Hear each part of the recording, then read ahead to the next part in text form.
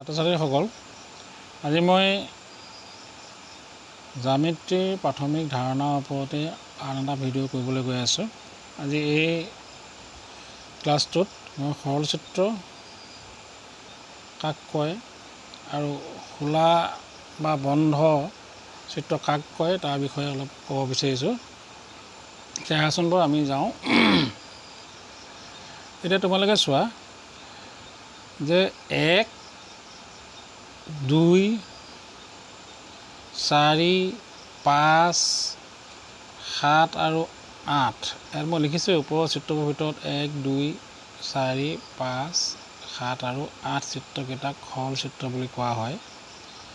কিহৰ কাৰণে কোৱা হয়?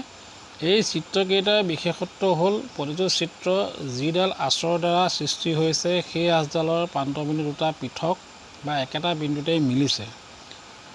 আঁচডালৰ দুই প্ৰান্তবিন্দুৰ মাজভাগত নিজকে নিজে ক'তো কটাকটি কৰা নাই। তোমালোকে চোৱা এইটো চিত্ৰ, এই প্ৰান্তবিন্দুকেইটা এইটো এটা প্ৰান্তবিন্দু সেইটো পৃথক হৈ আছে। এইটো এটা চিত্ৰ, এইটো এটা প্ৰান্তবিন্দু এইটো এটা প্ৰান্তবিন্দু সেইটো পৃথক হৈ আছে। এইটোত চোৱা এইটো এই প্ৰান্তবিন্দু আমি এনেকৈ যদি লৈ লওঁ আহি পেলাই সিহঁতে কি হৈছে ইয়াত মিলিছেহি।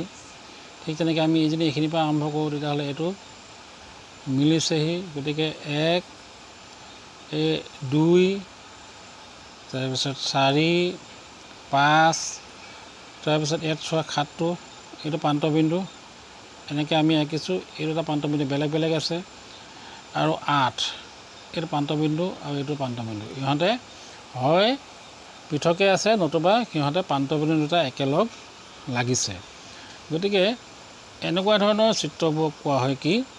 সৰল চিত্ৰ বুলি কোৱা হয়। কিন্তু আন কিছুমান চিত্ৰ চোৱা, যেনিবা এইটো চিত্ৰ তাৰপিছত এই 9 নম্বৰ চিত্ৰ, 10 নম্বৰ চিত্ৰ আৰু 11 নম্বৰ চিত্ৰ। এই চিত্ৰকেইটা কি আছে যে চোৱা কিছুমান চিত্ৰ আগতে আঁচডালৰ দুই প্ৰান্তবিন্দুৰ মাজভাগত ই কমেও এবাৰ নিজক কাটিছে। যেনে 3 6 আৰু 9। এই 3 এই 6 আৰু এই 9 চোৱাচোন ইয়াত কাটাকাটি কৰিছে। এইকেইটালে আঁচকেইটালে কাটাকাটি কৰিছেনে বাৰু? ঠিক তেনেকৈ 9টো কাটাকাটি কৰিছে, হয়নে বাৰু? আৰু এই 10 আৰু 11 এই যি দুটা চিত্ৰ সিহঁতক আমি একেবাৰতে আঁকিব পৰা নাই, হয়নে?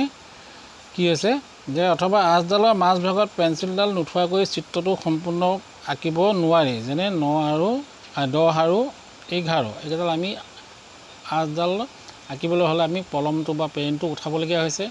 ঠিক তেনেকৈ এই প্ৰশ্নবোধক চিনটো তলৰ ফুটটো দিবলৈ আমি পেঞ্চিলডাল বা কলমটো উঠাবলগীয়া হৈছে। গতিকে এনেবোৰ চিত্ৰক কি বুলি কোৱা নহয়? সৰল চিত্ৰ বুলি কোৱা নহয়। যিবোৰে কাটাকাটি কৰে বা যিবোৰে আঁচডাল আমি দিওঁতে মাজত আকৌ দাঙি আকৌ দিবলগীয়া হয় সম্পূৰ্ণ কৰিবলৈ চিত্ৰটো, তেনেকুৱা চিত্ৰবোৰক আমি কি বুলি কোৱা নহয়? সৰল চিত্ৰ বুলি কোৱা নহয়। আমি ইয়াত অকল সৰল চিত্ৰহে আমি কথা বিবেচনা কৰিম। চিত্ৰ বুলি ক'লে আমি কি হ'ব? সৰল চিত্ৰৰ কথাই বুজিম। এইবাৰ চাওঁ বন্ধ চিত্ৰ আৰু খোলা চিত্ৰ, ক্ল'জ এণ্ড অপেন ফিগাৰ্ছ। মানে এইবাৰ চোৱা তোমালোকে যে 1 2 7 আৰু 8 এইটো 1 এই 2 এইটো 7 আৰু এইটো 8, হয়নে বাৰু? ইয়াত কি হৈছে যে 1 2 7 আৰু 8ৰ ক্ষেত্ৰত আঁচডালৰ প্ৰান্তবিন্দু দুটা বেলেগ বেলেগ। এনেবোৰ সৰল চিত্ৰক খোলা বা অপেন চিত্ৰ বুলি কোৱা হয়। ইয়াত প্ৰান্তবিন্দুকেইটা কোনো ক'তো লগ লগা নাই। এইবোৰ সৰল চিত্ৰই, কিন্তু ইহঁতৰ প্ৰান্তবিন্দুকেইটা হ'ল আমি বেলেগ বেলেগকৈ পাইছোঁ।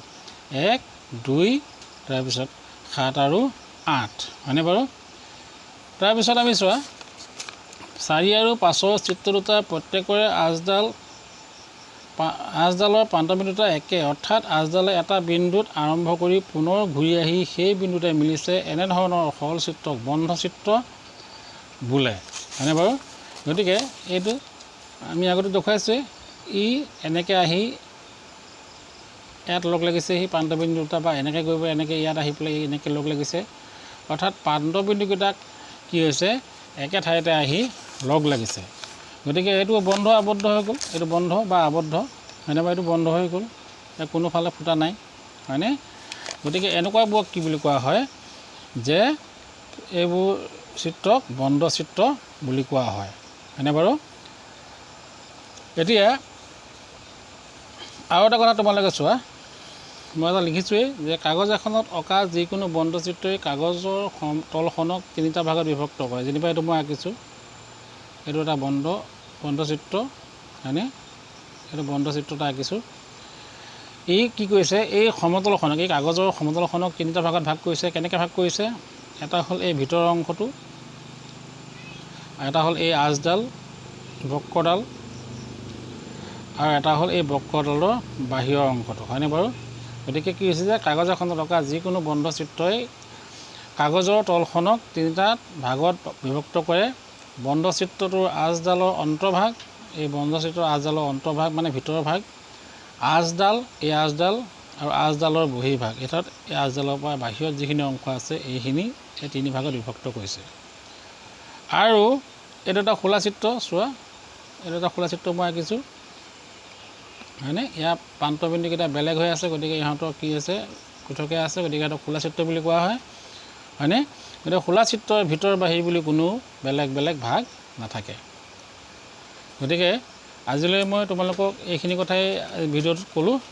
মই ভাবোঁ তোমালোকে কথাখিনি বুজি পাইছা, আৰু তোমালোকে যিসকলে বৰ্তমানলৈকে মোৰ চেনেলটো ছাবস্ক্ৰাইব কৰা নাই তোমালোকে মোৰ চেনেলটো ছাবস্ক্ৰাইব কৰিবা, লগতে বেল আইকনটো টিপি দিবা, যাতে মই পৰৱৰ্তী ভিডিঅ' এৰি দিয়াৰ লগে লগে তোমালোকে মোৰ ভিডিঅ'বোৰ পোৱা, আৰু তোমালোকৰ বন্ধু বান্ধৱীও এই ভিডিঅ' ক্লাছটোৰ সুবিধা লাভ কৰিবৰ কাৰণে তোমালোকে এই ভিডিঅ'টো তেওঁলোকলৈ শ্বেয়াৰ কৰিবা। আজিলৈ এৰিছোঁ, ধন্যবাদ।